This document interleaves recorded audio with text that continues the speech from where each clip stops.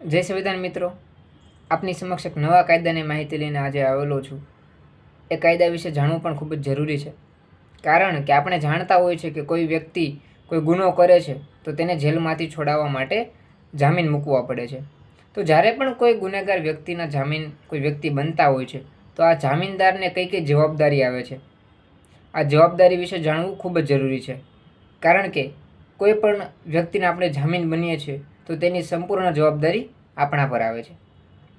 જ્યારે પણ કોઈ વ્યક્તિ જેલમાં હોય છે તો તેને છોડાવવા માટે જામીન કરવા પડે છે, અને આ જામીન એ અમુક રૂપિયાના હોય છે, જેમ કે 10,000, 20,000, 30,000, 50,000 રૂપિયા, અલગ અલગ રકમ અને ગુના પ્રમાણે જામીન મૂકવાના હોય છે.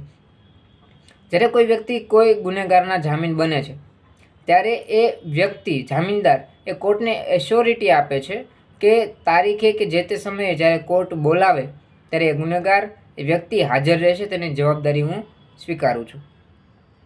જો તે વ્યક્તિ હાજર ના રહે તો તે વ્યક્તિને હાજર કરવાની જવાબદારી પણ જે તે જામીનદારની હોય છે.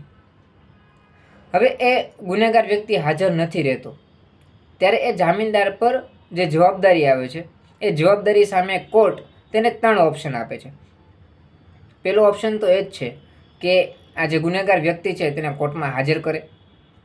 બીજો ઓપ્શન એ છે કે જેટલી રકમના જામીન લીધેલા હોય એટલી રકમ કોર્ટમાં જમા કરાવે. અને ત્રીજો ઓપ્શન એ છે કે તે જેલમાં જાય. આ જામીનદાર વિરુદ્ધ બેલેબલ વોરંટ પણ નીકળી શકે છે અને તે જેલમાં પણ જઈ શકે છે. હવે કોઈ પણ જામીનદારને આ જામીનમાંથી છૂટવું હોય, આ જામીનગીરીમાંથી બહાર નીકળવું હોય તો તે શું કરી શકે?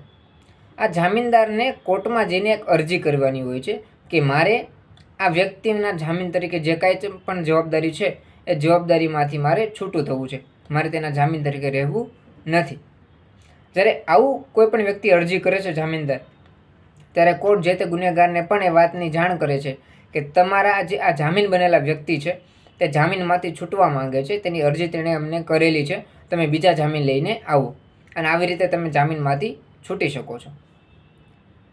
એ પણ સાચી બાબત છે કે જામીન બનવું જોઈએ. તમારા સગા સંબંધી, મિત્રો, જેની સાથે તમારો સારો વ્યવહાર છે, સારી ઓળખાણ છે, તેના જામીન બનવું જોઈએ, જેના કારણે તે જેલમાંથી નીકળી અને પોતાનો જે ગુનેગાર છે કે ગુનેગાર નથી તે બાબતની સાબિતી કોર્ટને આપી શકે.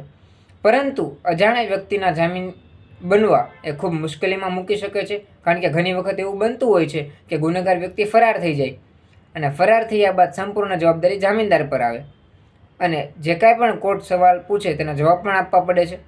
આથી આ બાબત જાણવી જરૂરી છે કે જામીનદારે કઈ કઈ જવાબદારી આપવી પડે છે.